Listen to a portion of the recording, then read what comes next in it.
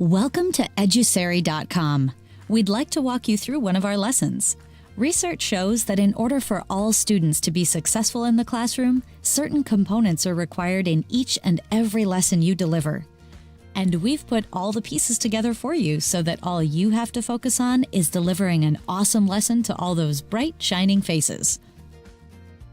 On the cover of every lesson, you will find a grade which will indicate the level of the text and skills addressed in the lesson, and an objective that tells you what students will be able to do after they finish this lesson.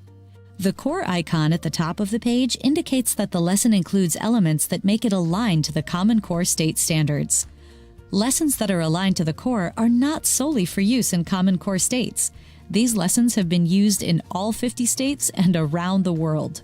So, let's get right into it. The first page of each lesson contains the learning objective and the Activate Prior Knowledge sections. These two lesson design components are specifically designed to prepare students for the lesson.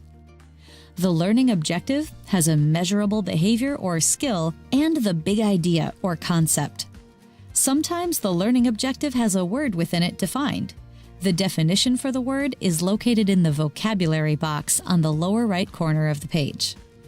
The Checking for Understanding, or CFU questions next to the learning objective are used to check if the students are able to read the new words and to ensure students understand the new vocabulary. The Activate Prior Knowledge section is designed to retrieve from long-term memory information that the students already know. It is designed using the rule of 2. This means that there are 2 problems or questions. The first one is for the teacher to model for students. The second one is for the students to do with a partner. The last thing on this page is the Make Connection box next to the Activate Prior Knowledge. It is designed to make a connection between what the students already know and the new learning about to take place. This is an example of a math lesson showing that the general structure for this first page will be the same for every EDI lesson, for every subject. Next is the Concept Development page. This lesson component is designed to define and clarify the major concepts of the lesson. The page begins with definitions of the concept and its critical attributes. The examples in the middle of the page go hand in hand with a concept definition or critical attribute. Some lessons contain non-examples. These are designed to dispel common student misconceptions or overgeneralizations made about a concept. Checking for Understanding questions give the teacher a good assessment of whether students understand the concept.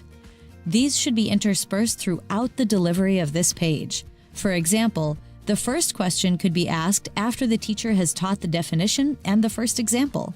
The second question should be asked after the teacher has taught the non-example.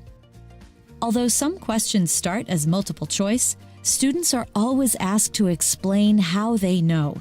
This is a great way to get students to explain their own thought process. Just like the previous page, the Concept Development page may contain academic words with the definitions located in the vocabulary box on the lower right corner of the page. This is an example of a math lesson showing that the general structure for the Concept Development page will be the same for every lesson, for every subject. Some lessons have support components that summarize the current concept or remind students of a prior concept. For instance, the diagram in the upper right corner contains information that will help students remember concepts needed for this lesson. Teachers should point this out to the students. Eventually, the students will have committed this information to memory. This is the Concept Development page for another EDI lesson. Lessons are designed to easily show connections among ideas. However, this may become information overload for students. Our lesson solution is something we call looping. A looping symbol indicates that the lesson should or can be taught in installments. After completing the first Checking for Understanding box, the teacher clicks on the first loop symbol.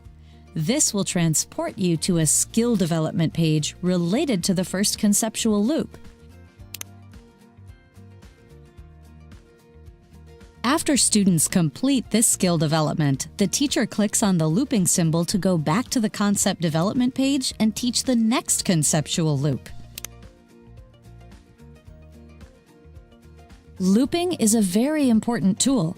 because after all loops are taught, teachers and students can review the concept as a whole without information overload.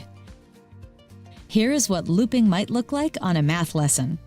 Teach the first conceptual loop, comparing numbers with less than symbols, then continue to skill development for this concept before looping back to teach the next conceptual loop, comparing numbers with greater than and equal to symbols. The next section of our lessons includes the skill development and guided practice components of the lesson.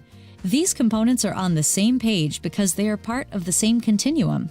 During skill development, the teacher models for the students how to do the skill. During guided practice, the students are slowly released to work independently. In case students need a reminder of the concept definitions are once again located at the top of the page. The next thing on each skill development page is a set of steps that lead students to the correct outcome. Teachers should model each step with the first problem or passage. Checking for understanding questions on this page only address the strategic steps. For example, how did I, the teacher, cite textual evidence that supports the inference? Students are required to respond with a summary of the teacher's modeling strategies and reasoning. After modeling the steps, the students work with a partner to do the next problem or passage. This is when the teacher will check for understanding on how the students applied the steps on their own. For example, how did you, the student, cite textual evidence that supports the inference? Some lessons contain application questions, which are designed to continue to challenge the students to think deeper about the concept. Application questions are often marked with a T for the teacher to model and an S for the students to do independently. Here's what skill development and guided practice might look like in a math lesson.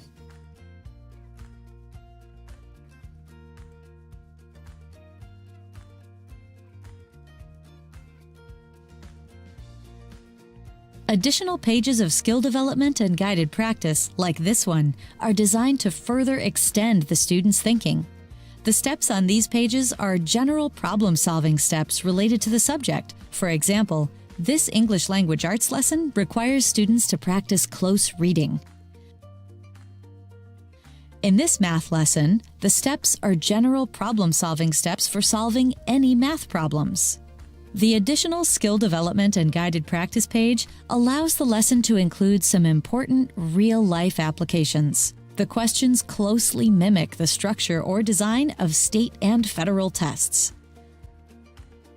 The next page in the lesson contains the relevance component.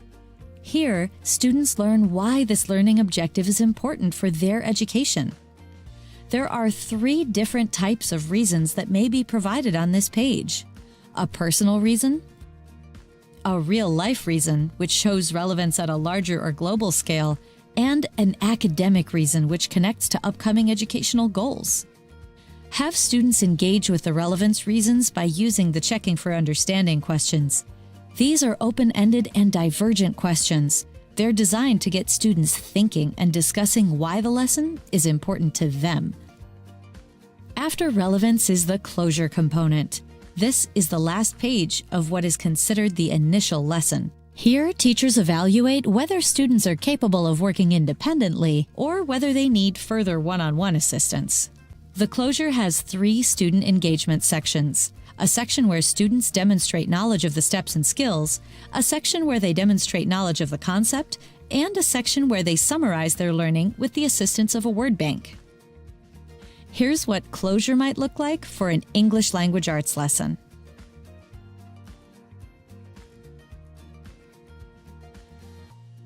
Once students have been successful with the initial lesson, the remaining pages in the EDI lesson are meant for further independent practice and repetition of the skill.